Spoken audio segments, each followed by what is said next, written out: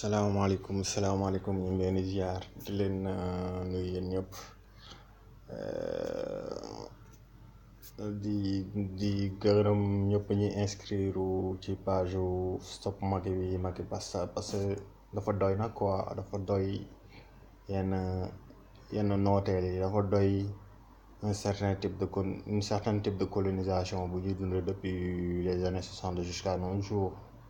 Sénégal dafa toll foo xamante ne dañu toll ci war a développé wu dañu toll ci war a jëm kanam ndax potentiel humain bi mi ngi fa le courage est là te jeunes yi am nañu volonté pour liggéey Sénégal faute de moyens wala ñu ñàkk a gis seen réew sax moo waral jeunes yu bëri tey jii nii ñuy sacrifié wu il passe par la Libye pour dugg Europe ci ay conditions yu doy waar beneen part moo ñu nekk Sénégal ceux qui étudient yi nekk fa di jàng c'est l'avenir du pays ñu war leen fonk war leen respecter ñu jàpp leen di leen matraquer di leen assassiner duñ leen fay seen bourse yi en contrepartie doomu ñu nekk ci gouvernement bi doomu président doomu ministre yi nekk aux États-Unis ak yeneen dëkk Europe nekk foofu noonu di def la belle vie ñiy souffrir Sénégal les mères de famille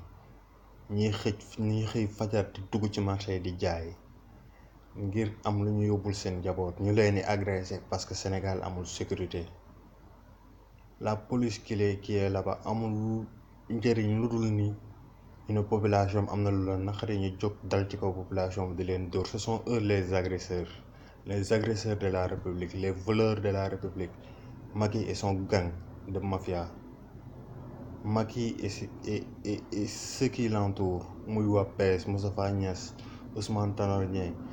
ceux qui ont toujours dilapidé les biens du peuple sénégalais sunu alalu réew lu ci ëpp ñoom sàcc nañ ko lekk nañ ko yóbbu ko fu leen neex bëgg a protéger seen ay intérêt moo tax ñu ne duñ jóge ci nguur gi et ils sont prêts à tout mu jaral leen lu nekk peuple bi nag ñun ñu war a yeewu war a jóg bu ñu amee ko ñu yaakaar ni moo war a mën a indi changement mu leer nañu kii nii moo war a indi changement ci réew bi nañ jóg def benn say ci ginnaawam soutenir kooku noonu mu falu sunu réew changé mais ñi fi nekk ala kulli haal dañ fi war a jóg parce que pendant 6 ans ils n'ont rien montré de positif pendant 6 ans ñi dilapidé sunu alalu réew pendant 6 ans ñi jàpp nit ñi di tëj di dóor ñu nekk ci benn genre dictature rampante bu métti boo xamante ni fu mu jëm ak Sénégalais yi du neex donc tey bañ jot na jóg jot na ku mën na jóg faayet ngir sa réew ku jóg moom na jóg faayet ngir lu mu gëm ay valeurs yoo xamante ne mooy valeur Sénégal vertu yi nga xam ne mooy vertu yi ñu xam Sénégal nañ jóg xeex ngir loolu sax fa tey jii nag naa dugg ci benn détail mooy le problème de Idrissa Seck qui a fait une déclaration sur le problème israélo-palestinien.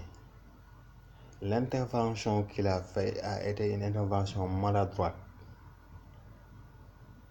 ou non préparée et loolu aussi kilifa du ko def di juum na mais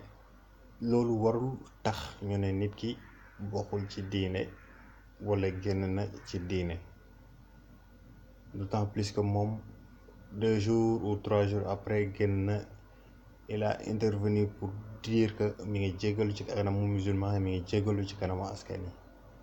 bi mu ko defee par la suite on a vu des chefs religieux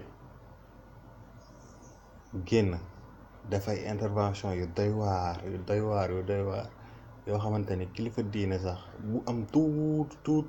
tuuti adab war na ko jomba def ndax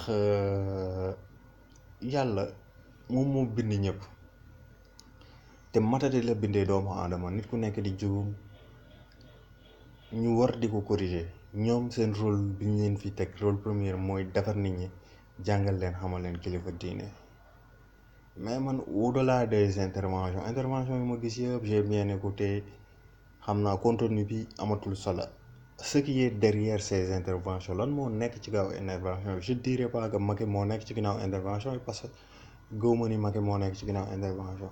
mais intervention yi li nekk ci ginnaaw mooy kilifa diine yi génn di wax yooyu yëpp dañu am ay intérêt ci pays arabes yi,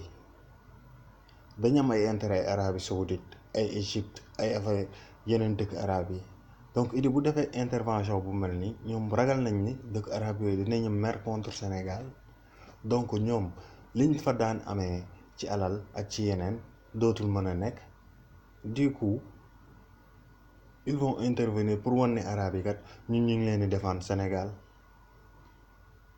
jusqu'à ce que ñiy def ay vidéo ay intox di yàq deru nit ki loo xamante ni ci biir weeru koor lu ñaaw lu diine bañ lu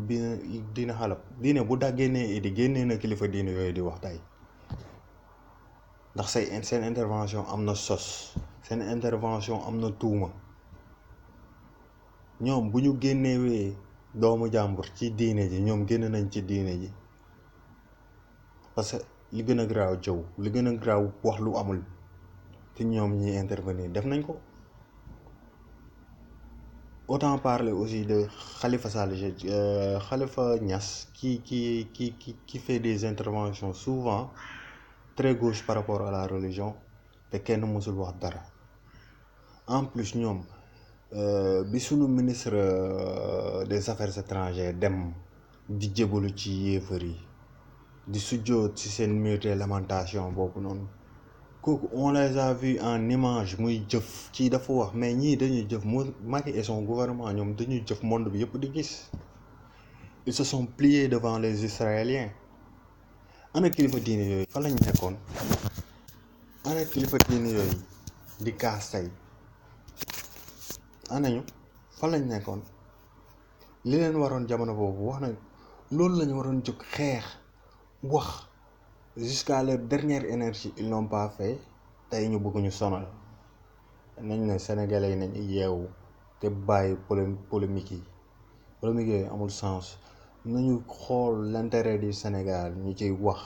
nañu xool l'intérêt des étudiants. fii la ñu rey étudiant bi déggoo benn kilifa diine bu jóg naqarlu ko wala mu jóg dem seeti waajuru kii gaañu pour defal leen seen rôle anamu. tey jii ku nekk di wax diine nangam yàlla am na yoo xamante moom moo koy fajal boppam du doomu aadama moom moo koy faj. extrémisme beeg violence beeg affaire yooyu nag ñun on connaît pas ça. On a une religion pacifique te dañ koy dund pacifiquement. je veux dire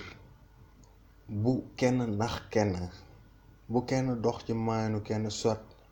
en récitant le Coran en disant que je suis théologien. tey jii nii bu mbir amee ñëpp nekk théologien, ñëpp nekk ay maître coranique. Donc il y a beaucoup de sujets dans l'islam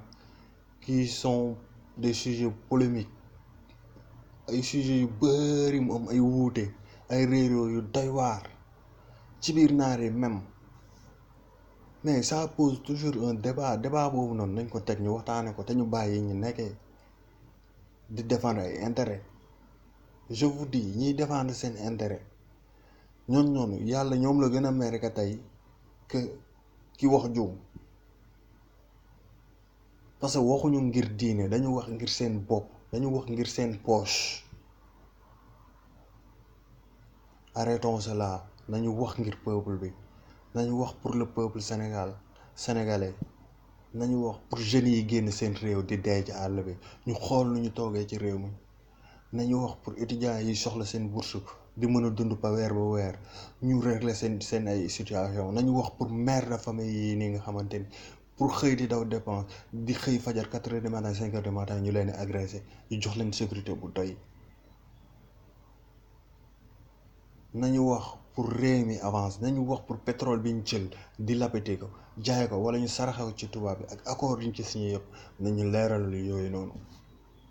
c'est les choses plus importantes auxquelles il faut se concentrer. nañu wax ngir jeunesse bi soxla liggéey tey jii nii amuñu liggéey nañu wax pour peuple di sonn depuis des années pendant 6 ans di souffrir nañu xool nu ñu leen libérer nañu libérer Sénégal contre les Français qui sont en train de nous recoloniser duñu nangu recolonisation française bi ba pare di accepter beneen recolonisation arabe Sénégal dafa war libre à 100% parce que toute religion cache une forme de colonisation donc bu ñu nangu dictat arabe yi bu ñu nangu dictat français yi na peuple sénégalais conscientiser wu que seen réew ñoom ñoo ko moom que seen réew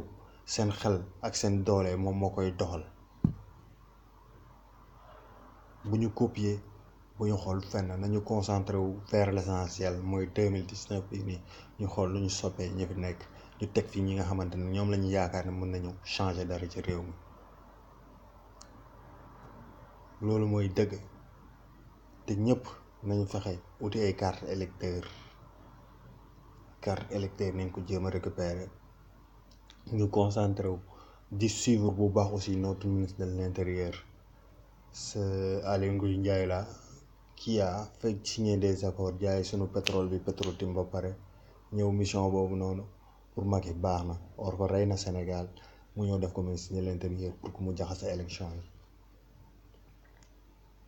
mais bu kenn nangu on dit stop à tous ces connards qui nous dirigent stop à tous ces voleurs qui dilapident nos biens